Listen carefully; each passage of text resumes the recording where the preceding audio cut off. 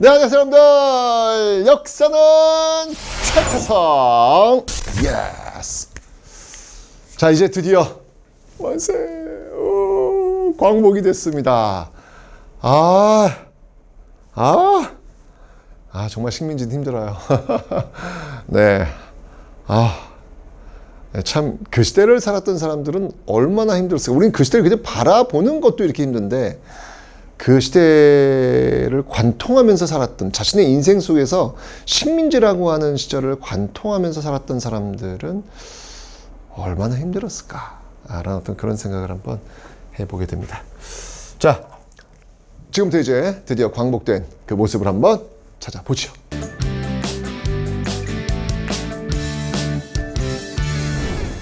자, 여러분들 지금 보시면 알겠지만 1945년 광복이 됐습니다.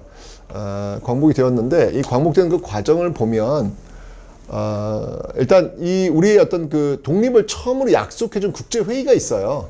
그 회의가 뭐냐면 카이로 회담. 이 카이로 회담에는 미국, 영국, 중국 이 세 나라의 수뇌부가 모여가지고 우리 한국의 독립을 약속을 합니다. 여러분들, 제가 결론부터 좀 설명드릴게요. 사실 광복되는 데 있어가지고 우리가 직접적으로 뭔가를 한 건 없어요. 왜냐면 일본 천황이 너무 갑자기 항복선언하는 바람에, 그러니까 여러분 그 앞에서 제가 설명드렸잖아요. 분명히 OSS 부대와 함께 국내 진공작전도 계획을 하고 있었어요. 근데 만약에 일본 천황이 항복을 좀 늦게 했었다면 우리가 국내 진공작전을 통해 가지고 우리가 우리 손으로 조선총독부에 일장기를 내리고 우리 태극기를 꽂았어야지. 그게 맞지. 근데 일본 천황이 너무 빠르게 항복을 하는 바람에 놓친 거예요. 결국 우리나라에 들어온 거는 누가 들어왔냐면 소련군과 미군이 들어오는 거예요. 그러니까 이들은 지금 어떤 형태로 들어오는 거냐면 점령군 형태로 들어오는 거예요. 우리와 연합해서 들어온 어떤 그 형태가 아니라 일본이 지금 일본을 점령하기 위해서 들어온 점령군 형태로 들어올 수밖에 없는 거예요. 소련과 미국은 말이죠. 여기서 이제 불행이 시작되는 거예요. 그런데 어쨌건 간에 이런 광복되기 전에 미국과 중국과 영국이 만나서 국제회의를 하는데, 여기서 우리 독립을 처음으로 약속합니다. 여기서 우리가 기억할 건 뭐냐면, 아까 제가 팩트 얘기했죠. 그래, 맞아. 우리 광복에는 어떤 것도 한 게 없어요. 근데 광복됐잖아. 이제 많은 분들이 질문하는 거예요. 아니, 선생님, 우리 독립운동 할 필요 없었네요. 어차피 이렇게 연합국들에 의해서 독립될 건데, 뭐 굳이 그렇게 피를 흘리면서 싸울 이유가 뭐가 있습니까? 그 의미 있는 겁니까? 이런 질문을 하시는 분들이 계시더라고요. 왜냐면, 그렇죠. 우리가 총칼 들고 나라를 되찾은 건 아니니까. 점령군에 의해서 이 땅 한반도가 일본이 축출되는 어떤 그런 모습을 보였으니까. 근데 여러분들, 그래서 우린 카이로 회담을 놓치시면 안 돼요. 카이로 회담에서 미국, 중국, 영국 수뇌부가 만나가지고 이제 일본 패망은 이제 눈앞에 다가왔고, 전후 일본 패망 이후에 어떻게 할 것이냐에 대한 그 질서를 얘기하는데, 사실 여러분 이 당시에 일본의 식민지 조선 관심 없어요. 관심 없어요. 미국 루즈벨트, 영국 처칠 관심 없어요. 지금 전 세계 지금 질서 중요한데 무엇이 중요한데 지금 아마 처칠과 루즈벨트는 조선이라는 나라가 어딘지도 몰랐을 거예요. 그런데 그 회담에서 우리나라만 콕 집어서 독립을 이야기해줘요. 우리나라만 콕, 전 세계에 식민지 많아요. 근데 그 중요한 카이로 회담에서 우리나라 이름만 콕 들어가요. 조선의 독립을 약속한다. 왜 그랬을까, 여러분들? 그건 뭐냐면 우리가 싸웠기 때문에 그런 거예요. 우리가 싸웠기 때문에 윤봉길 의사가 상하이 홍커공원에 폭탄 투척하고 항일 무장투쟁하고 계속 싸우고 있었기 때문에 우리의 존재를 알린 거예요. 거기 지금 미국, 중국, 영국 3개국 있는데, 장개석, 중국 수뇌부, 거기 참여한 이유 여러 가지가 있지만 그 중에 하나가 조선 독립. 이거 지금 집어넣기 위해서 간 거예요. 무슨 말이냐면 우리가 만약에 싸우지 않았다면, 질문이 그거였지 않습니까? 싸울 필요 없었네요. 싸우지 않았다면 광복되었을 때 우리가 과연 일본의 식민지의 사슬을 끊어낼 수 있었을까? 영국이나 미국은 관심 없었어요. 그래서 일본 항복하면 그냥 통으로 그냥 조선은 그냥 일본의 식민지야. 그냥 그 패키지야, 패키지. 굳이 조선과 일본은 분리해 놓을 만큼의 그들은 관심이 없다고요. 그냥 태평양, 자기들과 이제 관련이 있는 태평양 지역, 저쪽 그 동남아 지역, 이쪽 지역들만 딱 사슬을 끊어내고 일본이 조선을 갖고 있는 거 관심도 없어요. 예. 그러면 광복됐을 때 우리는 어떤 모습일까? 광복은 됐을까? 그런 어떤 질문으로 다시 질문을 던질 수 있다는 얘기입니다. 싸웠기 때문에, 그들이 있었기 때문에, 그들의 피와 눈물과 땀이 있었기 때문에 이렇게 카이로 회담에 우리의 독립을 이야기할 수 있게 되었다라는 거 잊지 마시고요. 그 다음에 이제 얄타 회담이 열리는데 이 얄타 회담 때 미국이 이제 소련 참전을 요구합니다. 특히 이 관동군, 일본 관동군에 맞서 좀 싸워달라라고 얘기를 하는 것이죠. 그래서 소련이 참전을 해요. 참전하는데 와우, 소련이 막 무진장 빠른 속도로 밀고 내려오는 거예요. 한반도 저 끝까지, 부산까지 소련이 내려오겠어. 그래서 미국이 이럴 줄 몰랐거든요. 이렇게 빨리 내려올 줄 몰랐어요. 꽤 일본 관동군하고 소련하고 좀 싸우면서 좀 이렇게 지연될 줄 알았더니 이건 추풍 낙엽이야 그냥 막 소련이 막 진격을 하는 거예요. 그래서 급하게 제안을 한 거예요. 38선을 그은 다음에 너 여기까지만 내려와. 그래서 만들어진 게 38선. 즉 우리의 광복은 이렇게 38선 경계로 북쪽에는 소련이, 남쪽에는 미국이 들어오면서 분단과 함께 시작이 되는 아픈 비극이 지금까지 이어지고 있잖아요. 너무 가슴 아픈 그런 모습입니다. 그리고 다시 한번 얘기했지만 이 미국과 소련은요, 우리나라에 점령군의 형태로 들어와요. 연합군의 형태가 아니야. 자, 이 점령군의 형태로 들어오니까 특히 이제 미국 같은 경우, 이제 북한, 이제 소련은 이제 자기의 어떤 그 휘하에 있는 공산주의 세력들, 김일성을 중심으로 한 그런 세력들을 만들려고 하겠죠. 미국 같은 경우도 나름대로 어떤 그런 의도는 있었지만, 미국은 좀 알아서들 좀 이렇게 만들어지기를 원했겠죠. 일단 미국이 중심이 되어가지고. 그래서 뭘 했냐면, 여러분들 기억나요? 1940년대 그 여운형을 중심으로 해서 조선 건국 동맹을 만들었다고? 그 조선 건국 동맹이 이제 광복되니까 이름을 바꿔요. 그러니까 건국준비위원회로 바꿉니다. 건국준비위원회. 건준위죠. 건국준비위원회로 바꿨는데 이 건국준비위원회에서 제일 먼저 할 게 뭐예요, 여러분들? 지금 일본이 항복했잖아. 지금 치안 공백 상태가 올 수 있잖아요. 그래서 치안을 굉장히 중요시 여기고 활동을 하게 됩니다. 그런데 이렇게 국내에서 이 건국준비위원회가 활동을 하니까 미국이 들어와서는 이 건국준비위원회가 활동하면서 선포했던 조선인민공화국 이거 부정합니다. 누구 맘대로. 왜냐면 미국은 지금 점령군 형태로 들어온 거예요. 그죠?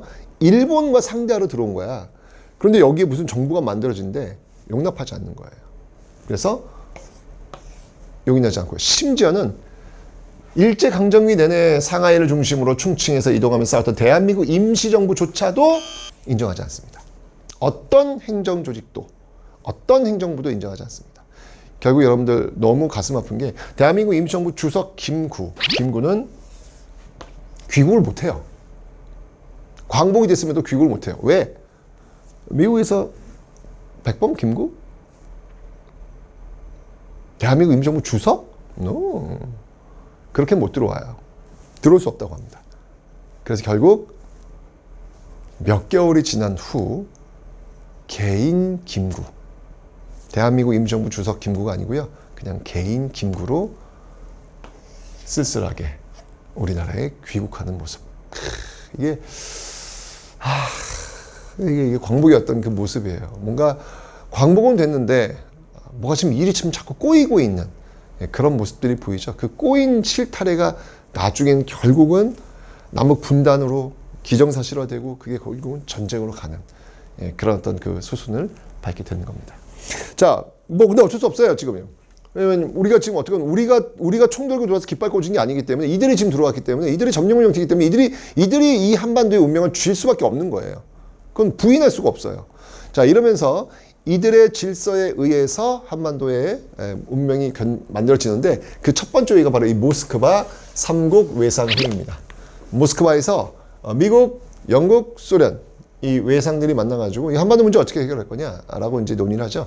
세 가지가 결정이 돼요. 첫 번째, 임시정부 수립해 주자. 여기서 임시정부 수립해 주자. 어쨌건 뭐 지금 카이로 회담에서도 지금 독립 약속했으니까 약속은 약속이니까 지켜야 될 거 아니에요. 독립시켜 주자. 오케이. 임시정부 만들어 주자. 근데 단서를 달아요. 그게 뭐냐면 대신 신탁 통치한다. 일정 기간 신탁 통치. 이게 사실 카이로 회담에 있었던 내용이에요. 일정 기간 통치인데 맨 처음엔 뭐 몇 년 나왔냐면 신탁 통치 기간이 뭐 40년도 나오고 그랬어요. 40년 동안 그럼 대리로 이런 연합국들이 대리로 우리나라를 통치하는 거야. 그건 완벽한 독립이 아니잖아요. 그죠? 근데 이제 어떤 그 회의 논의 끝에 5년으로 결정이 됩니다. 신탁 통치. 그리고 이 문제를 구체적으로 해결하기 위해서 미소 공동위원회를 설치한다. 이런 합의상이 결정이 됩니다. 한반도의 운명이 바로 이 모스크바 3국 외상회의에서 결정이 된 거예요. 자, 그런데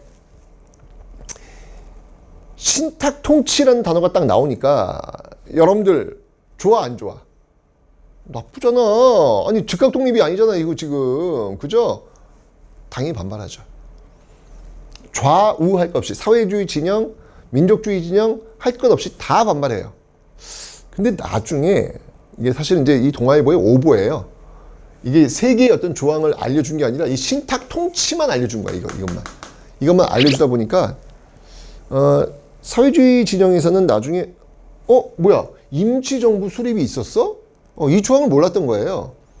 그래서 이 조항이 있다는 것을 안 순간 모스크바 3국 외상회의를 총체적 지지하겠다로 노선을 바꿔요. 왜냐면 이제 그 사회주의 진영은 어떤 생각을 했냐면 일단 임시정부 수립이 되면 신탁 통치 기간은 얼마든지 줄일 수 있다 라고 판단을 했던 거예요. 일단 중요한 게 뭐냐면 일단 정부 세우자 라고 여기에 방점을 1번 임시정부 수립에 방점을 찍은 거야. 소위 좌익 진영은요. 하지만 민족주의 진영, 자본주의 진영, 소위 우익이라 그래요. 우파라 그래요. 이들은 뭔 소리야. 이 신탁 통치 이 조항이 있는데 이거 있을 수 없는 일이야. 즉각 독립해야 돼. 우린 결결히 반대한다. 라고 해서 반대합니다. 자, 이러면서 모스크바 3국 외상회의를 지지하는 좌익과 반대하는 우익 이 둘 간의 격렬한 대립이 벌어져요. 이념 대립이죠. 거기에 또 이념도 다르잖아 지금 사회주의. 이 비극이 이제 여기서 시작되는 거예요. 이렇게 되면서 좌우 대립이 심해지게 되는 것이죠. 그죠? 참 아쉽습니다 지금 이게. 결국 이제 이 모스크바 3국 외상회의에서 열리고 있던 이 미소 공동위원회가 바로 열려요. 1차 미소 공동위원회 열려요. 이거 덕수궁 석조전 거기서 열리게 되는데 1차 미소 공동위원회에서 이게 합의를 못 봐요. 왜냐면 미국과 소련이 여기 미소 공동위원회 이 조선인들 대표를 누구를 참여시킬 것이냐에 대해서 논쟁이 붙어요. 그러니까 소련 측은 뭐였냐면 아니 미소 공동위원회가 열리는 근거가 뭐냐? 이게 바로 모스크바 3국 외상회의 아니냐? 여기서 미소 공동위원회 열겠다고 해서 지금 이거 하는 거 아니냐? 그런데 미소 공동위원회를 반대하는 사람들이 어떻게 미소 공동위원회에 들어올 수 있느냐? 모스크바 3국 외상회의를 반대하는 사람들이 어떻게 미소 공동위원회에 들 수 있냐? 그 사람 못 들어온다. 찬성하는 사람이 들어와서 이야기해야 된다. 라고 이제 소련 측이 얘기를 하는 거예요. 그럼 여러분 소련 측에 누구만 들어오는 얘기야? 지금 찬성하는 사람들은 좌익이잖아. 좌익만 들어오는 자기 색깔만 들어오는 얘기예요. 반면에 미국 측은 뭐냐면 아니 자유주의 국가에서 그거 의견 반대할 수도 있는 거 아니냐. 일단 들어와서 논의할 수 있는 대상은 열어놔야 된다. 라고 하면서 부딪히게 되는 거예요. 왜냐면 미국 측 입장에서는 뭐냐면 훨씬 더 우익의 어떤 여러 정당, 세력들이 다양하게 있거든요. 이 사회주의 진영은 유일당, 어떤 그 공산당을 중심으로 움직여요. 여러 조직 없어요. 그러면 미국의 의도대로 본다면 이건 쪽수로 유리하죠. 그죠? 그러니까 각자가 지금 이 계산이 이게 다 다른 거예요. 이게 지금 결국 이것 때문에 결국 휴회, 합의를 못 봐요. 휴해. 자, 이때 미소가 합의를 못 봤네. 그리고 결렬됐네. 야, 미국과 소련이 이제 앞으로 세계 질서의 양대 축을 이끌어 가겠구나. 이 둘은 결국 합의를 못 보겠구나 라고 아주 빠르게 판단한 정치인이 있었습니다. 그 정치인 누구냐면 바로 이승만이에요. 이승만이 국정을 딱 봤는데 이거 미소 합의 안 될 것 같은 거야. 야, 그래? 그러면 지금 남한에서만이라도 빨리 정부 세워가지고 북한에 있는 소련 격퇴시키자 라고 하는 발언. 이걸 정읍에서 발언을 해요. 이게 휴회되자마자 이승만의 정읍 발언이 나오게 된 배경이에요. 자, 그런데 이 이승만의 정읍, 남한만이라도 빨리 정부 세우자? 그때 충격이었어요. 왜냐면 이게 좌우가 지금 대립은 하고 있어도 남북을 나누어가지고 생각한 건 아니거든요. 그런데 지금 남한만이라도 정부를 세운다? 그럼 뭐야? 북한도 정부가 따로 세워질 수 있다는 얘기야? 그럼 뭐야? 남북이 분단된다는 얘기야? 그런 셈법은 아직까지는 없었거든요. 그걸 이제 이승만이 던진 거야. 그러니까 독립운동가들 중에서 좌익진영, 우익진영에 있는 그 세력들이 이거 위기다. 진짜 이러다가 남북 분단되겠다. 라고 해서 지금 이렇게 싸우면 안 되겠다. 라고 해서 그 좌익과 우익에 있는 온건 세력들이 모여요. 그게 바로 좌우합작 운동이야. 그 대표적인 인물이 여운형과 김규식. 여운형이라고 하면은 중도 좌파? 김규식이라고 하면 중도 우파? 이런 구분 자체가 좀 이렇게 무의미하지만 그러니까 성향을 그렇다 한번 나눠본다면 그렇게 이제 볼 수 있습니다. 여운형과 김규식이 이제 중심이 되어가지고 좌우합작 운동. 당시 좌우합작 운동이 전개되면서 뭐 좌우합작 7원칙 뭐 이런 게 나와요. 미소공동위원회에 참여하겠다, 뭐 친일파 처단하겠다, 임시정부 수립하겠다 나오는데 이때 이 좌우합작 운동이 딱 나오자 미군 정도 굉장히 후원해 줍니다. 왜냐면 좌우 이렇게 막 싸우고 미국도 골치 아프거든요. 근데 합작을 한다니까 좋은 거야. 빨리 이런 어떤 정치가 만들어 합의 볼 수 있는 정치가 필요했던 거예요. 그래서 미군 정도 합의를 봅니다. 밀어줘요. 그런데 이 좌우합작 운동에서 당시 그 좌익 진영을 이끌고 있었던 이 박헌영 그리고 우익 진영을 이끌던 이승만, 김구 이들이 참여를 안 해요. 그 큰 세력들이 참여를 안 하니까 좌우합작 운동의 파워가 커지질 않는 거예요. 결국 미군 정도 발을 이거 될 줄 알았는데 안 되네 하고 발을 빼죠. 그리고 여운형은 또 암살당하고. 참 어렵습니다. 그러면서 2차 미소공동위원회가 휴회됐던 2차 미소공동위원회 열리는데 이제 이거 똑같아. 완전 결렬. 결국 모스크바 3국 외상회의를 통해 가지고 이 한반도 문제를 해결하려고 했던 이 문제는 합의를 보지 못한 상태로 결렬이 됩니다. 결국 이 문제가 어디로 넘어가느냐? 이제 모스크바 3국 외상회의에서 바로 유엔으로 미국이 넘겨버려요. 아무래도 미국이 유엔에 영향력이 있으니까 그쪽에서 논의하는 게 편하다고 판단했던 것이죠. 자, 불안합니다. 지금 남북 분단이 가시화되고 있는 그런 모습들이 지금 서서히 나타나고 있거든요.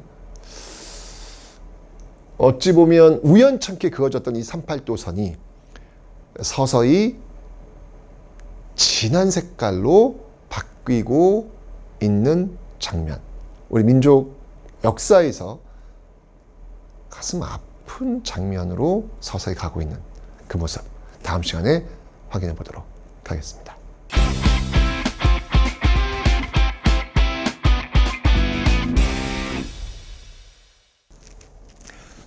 네, 안녕하세요 여러분들. 역사는 최태성. 예스.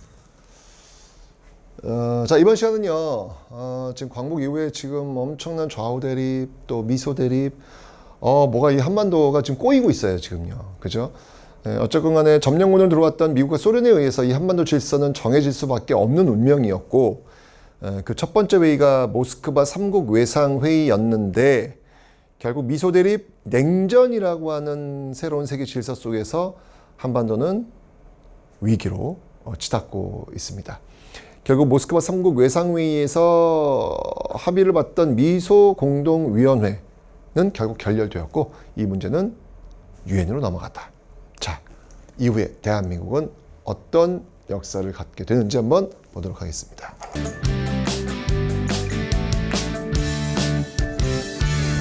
자, 이 문제가 지금 유엔으로 넘어왔어요. 아무래도 지금 이 당시에 유엔은 이제 미국 주도로 있었기 때문에 미국에서 이 문제를 좀 처리가 좀 빨랐던 것이죠. 어떻게 결정이 됐냐면 인구 비례에 의한 총선거를 해라. 선거를 통해서 해라. 라고 합니다. 근데 이게 굉장히 좀 합리적인 방법 같죠. 선거니까, 그죠? 인구 비례에 의한 선거니까 가장 합리적인 것 같은데, 문제는 뭐냐면 이게 서로 다른 세력이 만났는데 이거를 다수결로 해결한다? 소련은 뭐였냐면, 아니, 인구 비례? 소련 측이 지금 점령하고 있는 이 북한 지역은 인구가 많지가 않아요. 지금도 그렇잖아요. 그죠? 그런데 이거를 인구 비례로 간다? 그 말은 뭐냐면 인구가 많은 쪽으로 그냥 중심축으로 옮기겠다는 그 결론이나 마찬가지잖아요. 소련이 이거 당연히 받아들이질 않죠. 결국은 소련 거부합니다. 예, 한국 임시위원단이 이렇게 파견되었지만 소련은 거부합니다. 결국 이 문제 다시 유엔 소총위로 넘어가요. 그래서 그러면 가능한 지역에서만이라도 우선 총선거를 해라.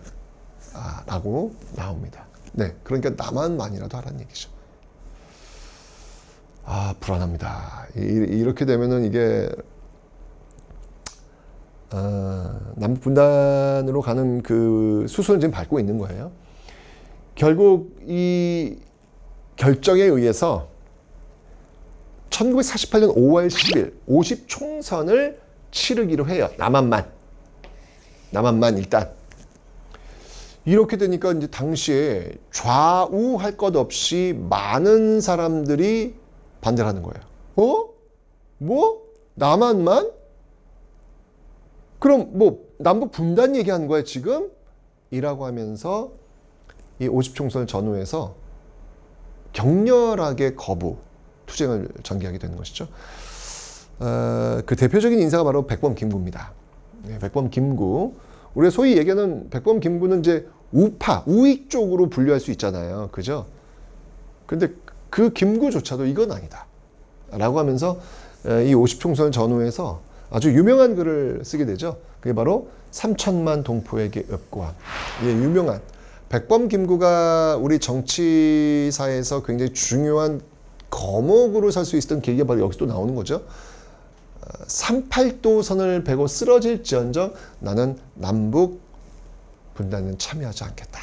라고 하는 그 유명한 말을 남깁니다. 그래서 결국 이 김구는 어떻게든 이걸 막아보기 위해서 누구를 만나러 가요? 김일성을 만나러 가는 것이죠. 그게 바로 남북협상이 되는 겁니다. 이 남북협상에 갔던 인물은 바로 김규식입니다. 여러분 김규식 기억나십니까? 김규식 3.1운동 당시에 파리 강화회의에 대한민국 임시정부 특사로 파견되었던 인물이기도 하고요. 그리고 좌우합작 운동, 이승만의 그 정업발언 나왔을 때 그 좌우합작 운동을 전개했던 여운형과 함께 전개되었던 그 좌우합작 운동, 거기에 참여했던 인물이 또 김규식이기도 하죠. 이번에 김규식은 남북협상에 참여하는 그런 모습들 보이고 있었습니다. 자, 이런 어떤 그 세력들이 지금 반대를 하고 있고요. 그 다음에 좌익 세력들도 역시 마찬가지로 반대했죠. 특히 이제 좌익들은 뭐 결결이 반대하는 것이죠. 그죠?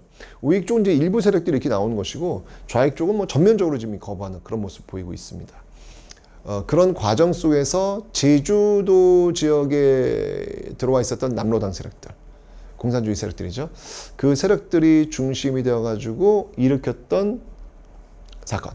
그게 바로 제주 4.3 사건입니다. 제주 4.3 사건이 일어나면서 결국 제주도에서는 총선이 치러지지 못합니다. 일부 지역이 결국은 총선이 치러지지 못하게 되는데, 문제는 뭐냐면 이 제주 4.3 사건을 진압하는 과정에서 이게 여러분들 그 앞에 그 좌우 대립이 있었지 않습니까? 좌우 대립이 있었는데 그 좌우 대립의 그 연장선상에서 이 제주 4.3 사건이 연결이 돼요. 그러다 보니까 제주 4.3 사건을 진압하는 과정 속에서 무고한 양민들마저도 어떠한 제대로 된 기준도 없이, 어떠한 법적 보호도 없이 학살을 합니다. 학살을 해요, 학살을.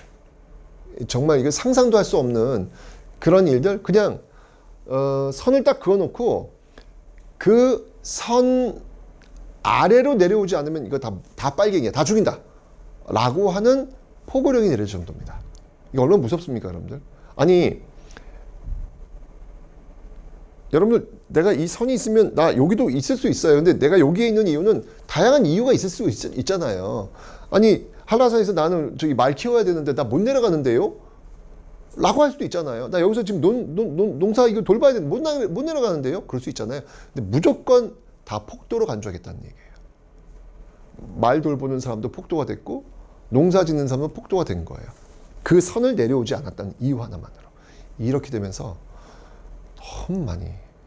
너무 많은 사람들이 학살이 되는 사건. 이게 바로 그 가슴 아픈 제주 4.3. 그러니까 철저하게 인권이 유린된 거죠. 여러분들, 현대사에서 이 제주 4.3 사건을 바라볼 때는 인권이라는 측면에서 좀 우리가 좀 접근할 필요가 있어요. 다시는 이런 일이 벌어지면 안 돼요. 좌우 이념의 대립 속에서 인권이 유린되는 그런 어떤 그 사례들, 대표적인 바로 이 제주 4.3 사건이다라고 볼 수 있는 것이죠. 결국은 제주도민들이 상처가 많았어요. 저는 그 고등학교 때 그 제주 출신의 국어 선생님한테 수업을 듣고 있었는데, 저는 제주 사람이 뭔지도 몰랐어요. 그때는 교과서도 없었어요. 근데 자신의 그 동네에선 제삿날이 같다는 거예요. 마을 제삿날이 똑같다는 거예요. 응? 제삿날이 똑같다는 게 한날 한시에 똑같이 죽었다는 얘기인데 그게 가능해? 라고 했는데 가능하더라고요. 바로 그 마을이 그날 동시에 학살의 현장이 되었기 때문에 제삿날이 같더라고요. 그런 얘기를 들었는데 믿겨지지가 않았어요. 뭐 교과서에도 없고 선생님 얘기하는 게 말이 돼? 라고 했던 그런 기억. 결국 나중에는 진실이 알려졌고 교과서에 실렸고, 그리고 노무현 대통령이 결국 대통령의 자격으로, 대통령 국가 행정부 수반이죠, 이 자격으로 제주민들에게 공식적으로 사과를 하게 되면서 특별법이 이제 만들어졌죠. 그러니까 무고한 양민들을 국가폭력에 의해서 죽인 거잖아요, 쉽게 얘기하면. 그죠? 그에 대한 어떤 보상이나 이런 것들을 하기로 했던 그런 모습들. 하여튼 이게 50총선을 전후해가지고 참 이게 안타까운 어떤 그런 장면들이 너무 많이 벌어지고 있는 것이죠. 하지만 바퀴는 굴러갑니다. 네. 그런 어떤 그 저항의 어떤 그 모습들이 있었지만 결국 50총선은 치러졌고, 이 50총선을 좀 다른 측면에서 본다면 이게 엄청난 선거예요. 왜냐면 우리는 한 번도 이런 선거를 해본 적이 없어요. 처음으로 투표권이 주어졌는데, 이 투표권이 주어졌을 때 이게 최초의 보통선거이면서 평등선거이면서 하여튼 모든 것들이 고르게 다 갖춰진 1인 1표제. 와, 여러분들, 전 세계 민주주의 역사는 투표권의 역사예요. 투표권의 역사인데, 여러분들 그 프랑스 혁명, 1789년 프랑스 혁명, 그 프랑스라고 하는 나라조차도요, 여성들에게 투표권이 주어진 거는요, 이 즈음이에요, 이 즈음. 프랑스조차도. 미국이요, 미국은 우리 50총선 훨씬 뒤쪽이에요. 뒤쪽에 와서 비로소 흑인들에게도 투표권이 주어져요. 그런데 우리는 지금 그냥 단번에 일정한 나이만 되면 남녀노소 할 것 없이 모두 다 투표권이 주는 평등성을 한 거예요. 엄청난 거죠. 우리 반만년 역사에서 이 50총선이 갖고 있는 역사적 의미는 어마어마한 겁니다. 어마어마한 겁니다. 결국 이 총선에 의해 가지고 이제 이 총선은 뭐예요? 총선은 여러분 국회의원을 뽑는 거잖아요. 대선이 대통령을 뽑는 거고 총선은 국회의원을 뽑는 거잖아요. 왜 뽑았을까? 나라를 출발시키려면 일단 기본적으로 헌법이 있어야 될 거 아니에요. 국회의원들은 뭐 하는 사람들이에요? 헌법 만드는 사람들이잖아. 그래서 총선을 먼저 실시한 것이고, 그 국회의원들이 바로 이제 만든 헌법이 바로 제헌헌법. 말 그대로 제헌이에요. 헌법을 만들기 위해서, 제정하기 위해서 만들어진 의회. 제헌의회라 그래요. 그래서 이걸 제헌의회. 임기는 2년입니다. 자, 이 제헌헌법의 특징이 뭐냐면 지금은 좀 달라요. 대통령을 어떻게 뽑냐면 간선제에 의해서. 지금 직선제잖아요. 간선제에 의해서. 그러니까 대통령을 누가 뽑냐면 국회에서 뽑아요. 지금은 대통령을 우리가 뽑잖아요. 근데 이때 이 최초의 헌법에서는 대통령 국회에서 뽑아요. 그러니까 국회의원들을 국민들이 뽑고 그 국회의원들이 대통령 뽑는 이런 간접 선거의 방식으로 지금 치러지고 있더라. 이렇게 헌법의 내용이 갖춰지고 나서 드디어 대한민국 정부가 수립이 되는 겁니다. 여러분, 이 대한민국 정부는요, 어디를 계승하고 있죠? 네, 바로 3.1운동의 결과 수립된 대한민국 임시정부를 계승하고 있다. 이건 헌법 전문에 나와 있는 내용입니다, 여러분들. 분리되는 게 아니에요. 예, 대한민국 임시정부를 계승하면서 대한민국 정부가 수립되고 있다. 이러면서 이제 일제강점기 항일운동의 역사까지 품고 출발하는 게 바로 대한민국 정부가 되는 겁니다. 자, 이 대한민국 정부, 광복 이후에 대한민국 정부가 해야 될 일은 딱 두 가지예요. 친일파 처단해야죠. 친일파 처단해야죠. 그죠? 정의를 세우는 거 아니겠습니까? 일제강점기 나라 팔아먹으면서 잘 먹고 잘 산 사람들을 그대로 놔둘 수는 없죠. 그거는 정의가 죽는 겁니다. 그건 있을 수 없는 일이에요. 왜? 그걸 그대로 냅두면 그 역사는 또 반복되기 때문에 그래요. 쉽게 얘기하면 본때를 보여줘야죠. 역사가 무섭다는 걸 보여줘야 나중에 혹시 그런 일이 있을 때 역사가 두려운 거예요. 다시는 나라 팔아먹는 일을 했다간 내가 어떻게 된다는 것을 학습시킬 필요가 있는 것이죠. 그래서 만들어진 게 바로 이 반민족 행위자들 처벌하기 위한 반민족 행위자 처벌 특별위원회라는 게 반민특위에 이제 결성이 됐는데,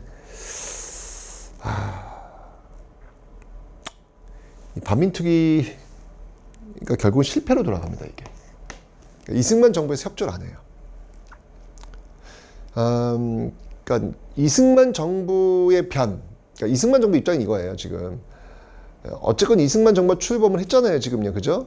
이 초대 대통령으로 지금 이승만이 이제 돼가지고 됐는데, 어쨌거나 나라를 운영해 본 경험이 없는 거야. 그러면 이 사람들을 뭘로 채워야 돼? 일제강점기에 나라인을 하는 사람들로 이제 채울 수밖에 없는 거예요. 나라가 돌아가야 되니까. 그런데 지금 이 반민특위 열리면서 그들이 지금 다 지금 끌려가고 있어요. 지금 이쪽으로. 행정부가 지금 휘청휘청하고 있는 거야.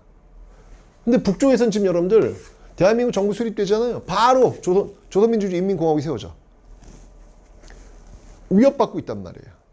이승만 정부가 휘청휘청 되고 있다고요. 내부에서는 지금 뭐 4.3 사건 이후에 지금 계속해서 한라산에서 막 지금 싸우고 있는 모습도 있단 말이에요. 지금 친일파 처단 때가 중요한 게 아니야. 지금은 자유민주주의. 이거 지금 수호하는 게 더 중요해. 야, 잡아들이지 마. 라고 하면서 반민특위가 해산이 되는 겁니다. 이러면서 이 친일파 처단이 안 됐어요.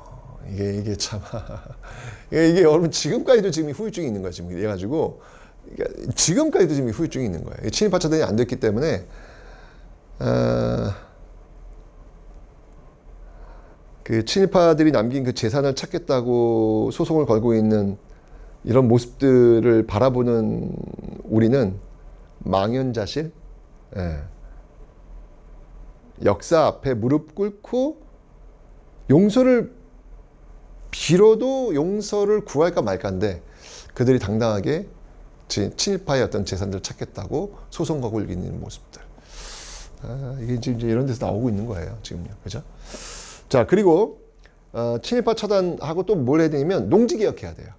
왜냐면 일제강점기에 그 땅을 잃고 정말 그 소작농으로 배고팠던 사람들, 광복됐으니까 뭔가 광복됐으면 뭐가 있어야 될 거 아니야. 그죠?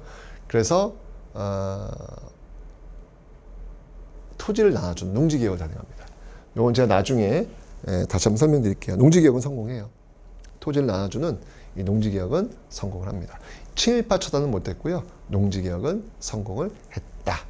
자, 이러면서 대한민국 정부가 지금 이런 어떤 일들을 하고 있는 과정에 결국은 바로 북한에 세웠던 조선민주주의 인민공화국, 북한이죠. 북한이 남침을 단행합니다. 6.25 전쟁이 결국 터지게 되는 겁니다. 어떤 모습으로 전개되는지 다음 시간에 확인해 보겠습니다.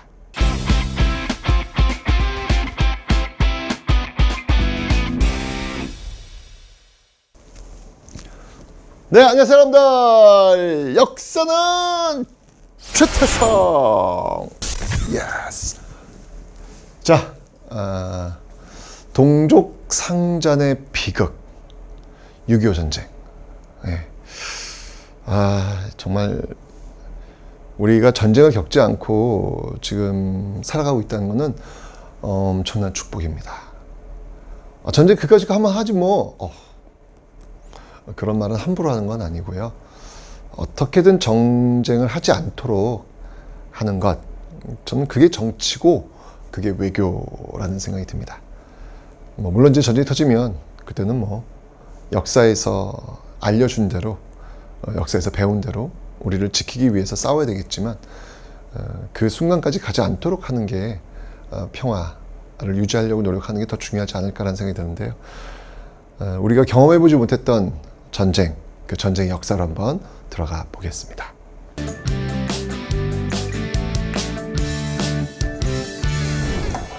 자, 여러분들 그 38도선을 계기로 해가지고 이제 광복과 함께 분단이 시작되었다라고 제가 설명을 드렸잖아요.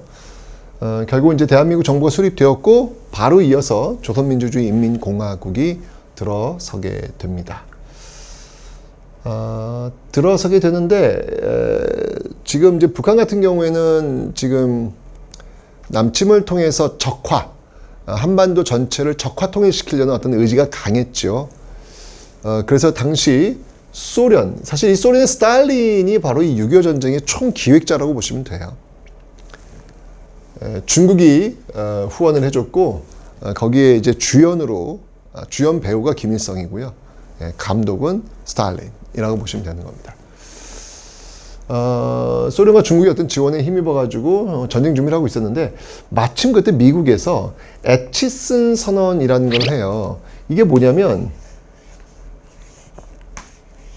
이렇게 있는데 여기 지금 이제 일본이 있을 거 아닙니까? 미국의 극동방어, 미국이 어디까지 지킬 건지를 얘기를 하는데 그 애치슨이 그은 선이 어떻게 되냐면 여기 지금 38도선 아니겠습니까? 38도선. 그죠? 그럼 상식적으로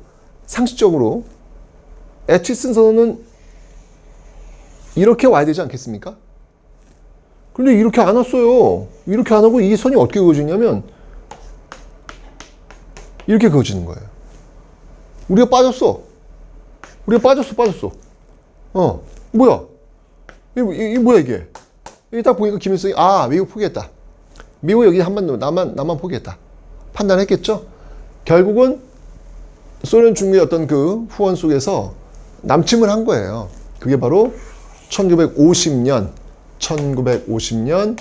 6월 25일 일어났던 6.25 전쟁이라는 겁니다. 이 6.25 전쟁은 초반에는 상대가 되질 않았어요. 왜냐면 지금 이 소련제 탱크, 그 소련제 탱크가 밀고 내려왔는데 우리가 탱크가 없어요. 탱크가 없는데 탱크 잡는 어떤 그런 것들도 없었고요. 아무것도 없었어요. 그러니까 이게 총으로 상대가 되지 않는 거예요. 그냥 무조건 진격인 거예요. 쭉쭉쭉 밀고 내려서 어디까지 가냐면 낙동강까지 밀고 내려오게 됩니다. 이게 여러분들 전광석화처럼 이루어져서 거의 한 달? 네. 한 달 그 과정 속에서 이게 지금 다 이루어지고 있다라는 얘기입니다. 이 과정 속에서 결국 수도를 서울에서 최종적으로 부산으로 옮기게 됩니다. 여러분들 이 부산은요 1023일 동안 전쟁 기간이 1129일인가 아마 그렇거든요. 그 전쟁 기간 이제 1950년부터 이제 53년간 53년 7월까지 전쟁이 지금 전개되고 있는데 1023일 동안 이 부산은 피란 수도, 피란 수도의 역할을 하게 되더라라는 얘기입니다. 그래서 여러분 부산 가시면 이게 아마 가보시면 깜짝 놀라요. 왜냐면 뭐야 집들이 산 꼭대기에 올라가 있어. 저는 사실 이게 그런 모습을 본 적이 없어요. 초등학교 때 가지고 너무 경이로웠어요. 뭐야? 그때 기억나요. 아빠한테 아빠 저 산 꼭대기에 사람들이 사는 거야? 라고 물어봤던 기억이 나요. 와, 지금도 저는 부산 택시 기사님들은 거의 경이로워요.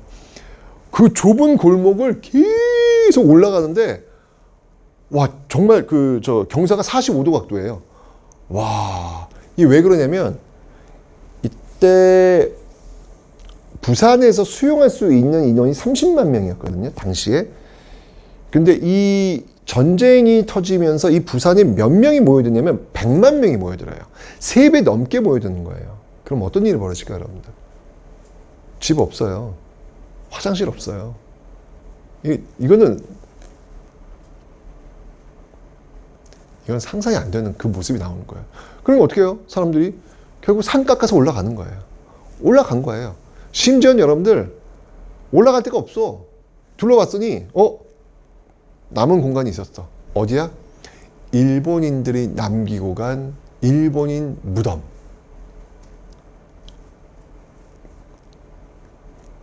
그 무덤 위에다가 집을 지어요. 무덤 그 밑에는 일본인 시신들이 누워 있고요. 그 위에는 산 사람들이 지금 잠을 자고 있는 거예요. 이게 부산에 지금도 있어요, 여러분. 그 흔적들이. 그죠? 살아가는 모습이 아니에요, 이 당시에는요. 살아내는 모습이었어요. 살아내야 될 거 아니야. 그 모습이 부산이었다라는 겁니다. 근데 여기 낙동강 방어선이 무너지면 그건 바로 부산까지 연결되지 않습니까? 대구, 부산 연결되기 때문에 너무 중요했죠. 낙동강만큼은 무슨 일이 지켜야 되겠다라고 해서 우리 국군 그리고 미국 유엔군 지켜내죠. 시간을 벌었어요. 그 시간을 버는 과정에 있었던 작전, 그게 바로 맥아더의 지휘하에 있었던 인천 상륙 작전이라는 겁니다. 인천 상륙 작전이 성공했죠. 야, 이것도 정말 확률적으로 봤을 때는 성공 가능성은 정말 낮거든요. 그 엄청난 실패의 가능성을 뚫고 결국 성공을 했죠. 이렇게 되면서 여러분 어떻게 됐냐면, 지금 여러분들 보여. 이 38도는 밀고 내려갔죠. 여기까지 지금 밀고 내려갔잖아요. 근데 여기를 끊어버린 거야. 끊어버리니까 이 주력 부대가 갇혀버리는 그런 결론을 가져오게 되는 것이죠. 자, 이러면서 이 전세는 완전히 역전돼가지고 인천 상륙작전을 계기로 해서 이제 북진 올라가게 됩니다. 압록강까지 올라갔어요. 압록강 그 물에 이 물을 담그는 그 국군의 그 사진이 있습니다. 이제 통일이 되는 듯 했는데 이때 중국군이 개입을 하는 거예요. 인해 전술. 여러분, 이 중국군은요 굉장히 무서운 병력입니다. 왜냐하면 이제까지 중국 내전에 투입되었던 부대들이에요. 여러분들 제일 무서운 부대가 어떤 부대냐면 최첨단 무기를 갖고 있는 부대가 아니에요, 여러분들. 무기가 중요한 게 아니라 실전 경험이 있는 군인들이 있는 부대. 거기가 진짜 무서운 부대예요. 왜냐면 싸우는 법을 알아요. 죽이는 법을 알아요. 아무리 최첨단 무기가 있다 해도 이거 실전에서 싸워보지 않으면 그 최첨단 무기도요 그냥 무용지물이 될 가능성이 높아요. 근데 싸워본 군인들은 무섭습니다. 그 군인들로 구성되었어요. 게다가 상상을 초월하는 병력, 그 인해 전술로 그냥 막 밀고 내려오는 거예요. 결국은 급하게 철수를 해야 되는 상황이었죠. 흥남부두에서 이게 이제 육지로는 이제 철수가 너무 늦으니까 배를 이용해가지고 철수를 했고, 결국은 1951년 1월 4일 서울이 다시 함락됩니다. 일사후퇴라고 하죠. 일사후퇴. 올라갔다가 다시 빼앗기게 되는 것입니다. 자, 이러면서 이제 38도선을 경계로 해가지고 이 공방전이 오고 갑니다. 그런 과정 속에서 소련이 휴전을 제의하게 되는 것이죠. 왜냐면 이때 이제 미국에서도 이제 핵폭탄 뭐 이런 것들을 지금 만지작 하는 게 보이는 거예요. 이러다 보면 이제 3차 대전 가는 거예요. 그래서 이거는 아닌 것 같다. 왜냐면 이제 소련 입장에서는 한 달 안에 이 전쟁을 끝내려고 했었거든요. 근데 결국 실패한 거 아니야. 그래서 이 공방전 벌어지면서 지금 계속해서 지금 싸우고 있잖아요. 안 되겠다. 이거 빨리 끝내자. 라고 해서 휴전을 제의했는데, 이 휴전이 제의가 되었을 때 빨리 휴전을 했어야 되는데, 이게 포로 송환 문제 때문에 이게 질질 끌리게 됩니다. 그러니까 미국 측에서는 원하는 곳으로 포로들이 갈 수 있도록 해주자. 자유송환. 근데 소련은 뭔 소리야. 자동으로 소련 중국군이면 중국으로 가야 되는 거고 북한군이면 북한으로 가야지. 자동송환. 이게 또 부딪히는 거예요. 저 앞에 미소공동위원 때 참가 자격으로 부딪히더니 이번엔 또 포로 자유송환이냐 자동송환이냐 이걸로 지금 또 부딪히게 되는 겁니다. 이렇게 질질 끌게 되는 과정에서 이승만 정부에서 이 포로가 지금 너무 중요한 이슈가 되고 있잖아요. 지금 그죠? 그런데 이승만 정부에서 이 정전회담을 방해하기 위해서 왜냐면 이승만 정부는 왜 여기서 끝내냐 이거예요. 계속 싸워야지 왜 끝내냐는 거예요. 그래서 이 정전회담을 방해하기 위해서 여기서 가장 큰 이슈가 되고 있는 이 포로 공산주의를 반대하는 포로 그러니까 이 북한에서 남침했잖아요. 근데 남침한 그 북한 군인들 중에서 포로가 됐어. 포로가 됐는데 이 포로들 중에서 나는 공산당이 싫어요. 공산당이 내보내서 어쩔 수 없이 왔어요. 그런 포로도 있을 거 아니에요. 그리고 우리는 공산주의를 반대하는 반공포로라고 하는 거야. 이 반공포로들. 그러니까 이제 미국은 뭐냐면 이 반공포로들을 뭐 대한민국에서 있고 싶으면 대한민국에 있게 하자는 이야기예요. 근데 소련은 아니 뭔 소리야. 북한이 왔으면 북한을 돌려보내야지. 자동송환 얘기하고 있는 거야. 그러니까 그 이슈가 있는 거야. 그런데 이승만 정부에서 이 반공포로를 그냥 석방해 버린 거예요. 미국이 얼마나 당황했겠어요. 아니 왜냐면 우리 편을 데리고 와야 되는데 이승만 정부에서 지금 우리의 허락도 받지 않고 포로를 풀어줘 버린 거예요. 결국 이때 이제 이승만 정부를 붕괴시키자. 이게 통제가 안 되니까 뭐 이승만 제거, 암사 뭐 이런 얘기도 막 나올 정도예요. 결국은 이승만 정부에서 요구했던 내용들을 들어주기로 하고 이제 결론이 납니다. 이승만 정부에서는 전쟁이 끝나고 나서도 주한미군, 그러니까 미군이 주둔해야 된다. 두 번째는 원조, 경제 원조 해줘야 된다. 이 조항을 들어주면 휴전에 동의하겠다. 라고 요구조건을 내걸게 되는 것이죠. 결국 1953년 정전협정이 이루어지게 되는 것이고, 이게 이제 휴전선이에요, 휴전선. 38도선이 아니라 휴전선. 그 휴전선이 만들어지면서 지금까지 이어지고 있는 것이죠. 그리고 전쟁 직후에는 한미상호방위조약 약속대로 한미상호방위조약을 체결했고, 그래서 지금까지도 이 대한민국에는 주한미군이 주둔하고 있는 모습들 나오고 있는 겁니다. 일단 기본적으로 너무 많은 인명피해가 있었고요. 이산가족이 있었고요.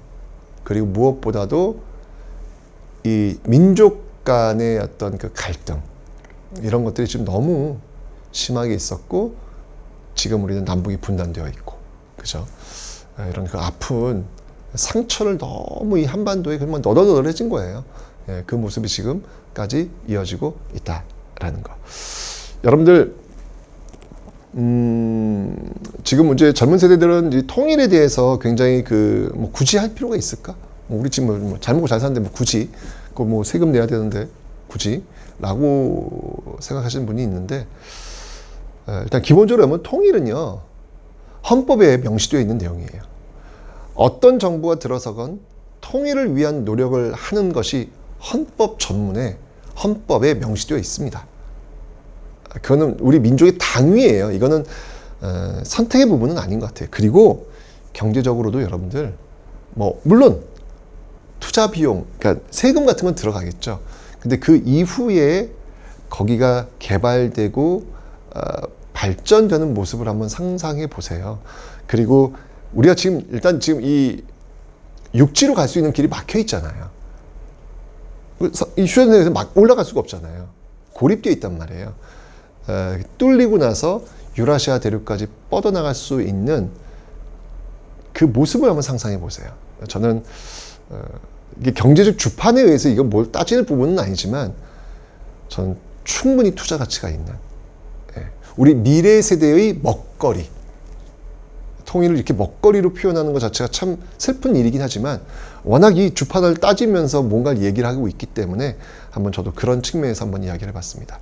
민족의 당위라고 하는 측면, 다음 세대에서는 그냥 가고 싶을 때 기차를 타고 마음껏 프랑스 파리까지도 갈 수 있는 그런 어떤 시대를 한번 선물해 주는 것, 그것이 지금 우리가 많이 받은 역사의 어떤 선물을 많이 받았지 않습니까? 우리가요. 그죠? 우리도 무언가를 줘야 될 거 아니에요. 그 무언가를 한번 고민해 볼 필요가 있지 않을까. 어쨌건 통일 문제는 제가 다시 다음에 이제 박정희 정부 들어서면 다시 한번 이야기를 하도록 하겠습니다. 자, 이렇게 되면 휴전선이 그어졌고 남북이 분단되는 모습들. 자, 이제 북한은 이제 빼고요. 남한에서 어떤 모습으로 정부들이 들어서게 되는지 이승만 정부부터 다음 시간부터 살펴보도록 하겠습니다.